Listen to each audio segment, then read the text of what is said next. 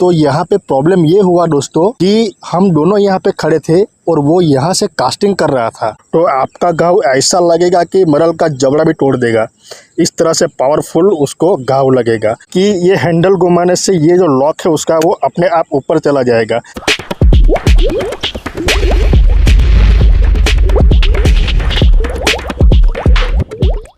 वो जो बंदा खड़ा है ना वहाँ पे कास्टिंग कर रहा है, वो हमारे साथ में ही है। कई बार हम लोग साथ में ही फिशिंग के लिए आते हैं। तो दोस्तों हुआ यूँ कि पहले ये स्पिनिंग रील से फिशिंग खेलता था और अब उसने बाइट कास्टिंग रील खरीदी है। तो वो स्पिनिंग रील से ऑलरेडी उसे कास्टिंग करने का तजुर्बा तो हो चुका है, तो बहुत ही जल्दी वो बाइट कास्टिंग रील पे भी कास्टिंग करना सीख गया है। तो यहाँ पे प्रॉब्लम ये हुआ दोस्तों कि हम दोनों यहाँ पे खड़े थे और वो यहाँ से कास्टिंग कर रहा था और कास्टिंग करते वक्त अचानक से मरल ने उसके फ्रॉक पे हमला कर दिया। बहुत ही अच्छी तरह से हमला किया, फ्रॉक को पकड़ा भी था, पर उसकी एक गलती की वजह से मरल सूट गया। ये गलती आपके साथ ना हो इसके लिए दोस्तों मैं ये वीडियो बना रहा हूँ। ये जो बाइट कास्टिंग रील है उसमें उसने घाव मारने में गलती कर दी और वो गलती क्या थी वो आप अच्छी तरह से समझ लेना, क्योंकि शायद आपने भी इस तरह से बाइट कास्टिंग रील खरीदी होगी या फिर खरीदने वाले होंगे, तो आपके साथ भी ये गलती हो सकती है।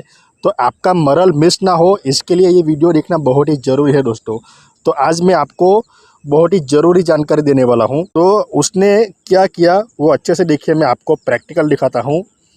इस तरह से उसने कास्टिंग किया इस तरह से, और वो ऐसे ही उंगली इसके ऊपर रख के ऐसे रील घुमा रहा था और अचानक मरल ने हमला किया और उसने हड़बड़ा के जैसे ही घाव मारा कि उसका उंगली इसके ऊपर वापस दब गई और घाव मारते ही उसकी लाइन ऐसे सूट गई। तो मरल को अच्छी तरह से घाव नहीं लग पाया, इसके वजह से उसका मरल सूट गया। तो इसे घाव मारने का सही तरीका देख लीजिए।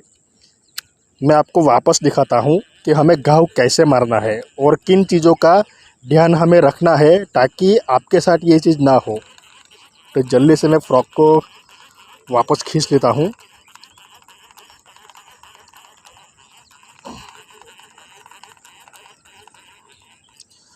तो समझो कि हम कास्टिंग करने वाले हैं और मरल हमला भी करेगा। तो इस तरह से हमने इसको नीचे करके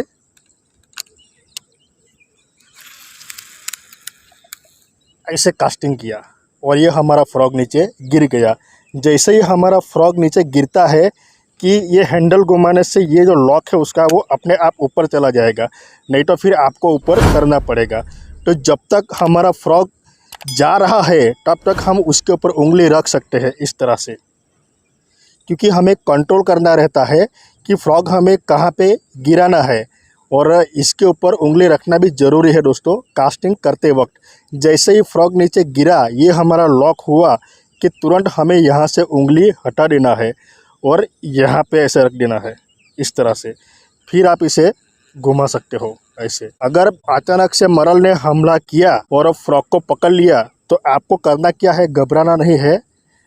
हल्की सी लाइन हमें टाइट कर लेनी है और मरल को अच्छे से देखना है कि उसने फ्रॉक को पकड़ा है या नहीं।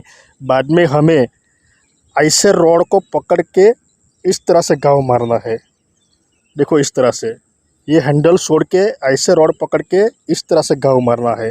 तो आपका घाव ऐसा लगेगा कि मरल का जबड़ा भी तोड़ देगा, इस तरह से पावरफुल उसको घाव लगेगा। नहीं तो ऐसे भी घाव मारने से मरल को अच्छे से घाव नहीं लगता है। तो मेरी बेस्ट टेक्निक यही है कि यहाँ पे हमारा उंगली रहना चाहिए और इस तरह से पकड़ के आप ज़ोर से घाव मारो।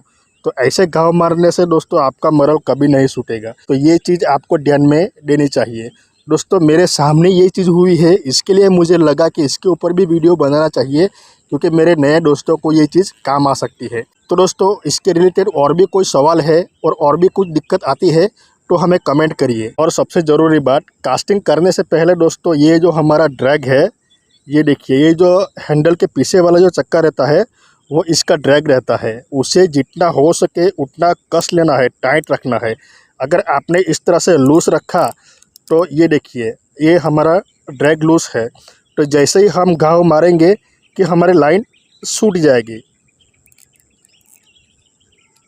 इस तरह से सूट जाएगी और हमारा घाव नहीं लगेगा। इसके लिए हमें ये ड्रैग को जितना हो सके इतना टाइट रखना है दोस्तों, ताकि मरल को घाव अच्छे से लगे। तो आप समझ गए होंगे कि हमें ये बाइट कास्टिंग रील पे घाव कैसे मारना है।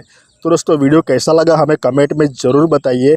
अगर इसके रिलेटेड और भी कोई प्रॉब्लम है और कुछ जानना चाहते हो तो आप हमें कमेंट करिए। तो चलिए दोस्तों, मिलते हैं नेक्स्ट वीडियो में।